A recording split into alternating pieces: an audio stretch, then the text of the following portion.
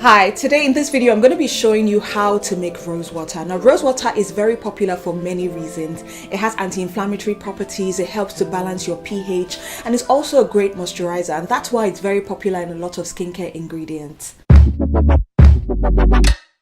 Hi, my name is Torera and you're welcome again to my channel. I share DIY and lifestyle videos that will help you look good, feel good without necessarily breaking the bank. So stick around for more videos like this. Now there are two ways of making rose water. There's the boiling method and there's the distilled method. In the boiling method, a lot of people use distilled water or regular water and they boil the roses, but this has a very short shelf life. The method that I'm going to show you is the distilled method, where there's a distillation process that goes on while you're boiling the rose water. It's very easy and it's amazing, and I really hope you enjoy the video.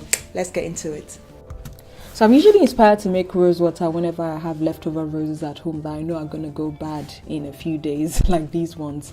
So the first thing you want to do is take the roses off, the stem, and rinse them thoroughly, because florists typically spray these roses with some kind of preservatives, things to preserve them. So you want to really get that out of it and rinse it properly.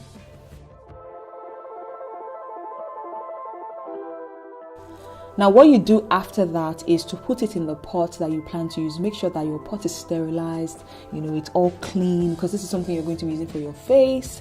Now you can put the bowl that you're going to collect the liquid in, or put the water first. I feel like putting the water first will make more sense, because I had some water drop into the bowl which I had to clean off later. But make sure that you're putting the bowl in a pot that where it can collect the water basically.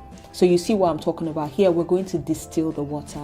You want to turn on some heat, just like that. Place a cover, a leak-proof cover, something that does not leak, and place some ice on top of it. I was about to say upon it. I think I read too much of my Bible. So you want to allow it boil. So distillation happens when, honestly, I'm not a chemistry student, but I know it's like 2 boiling points. Trust me, this is not my area.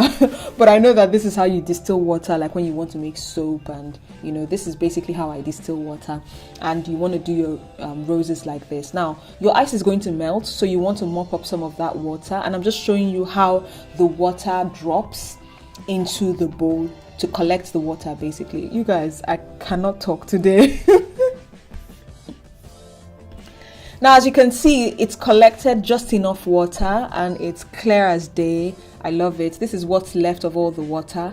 And you just put that in a bowl. You can use this to tone. I like to use it as a makeup setting spray to, keep my face dewy. And, I really hope you enjoyed this tutorial. I love making rose water and I hope you make it too. Love you guys. Bye.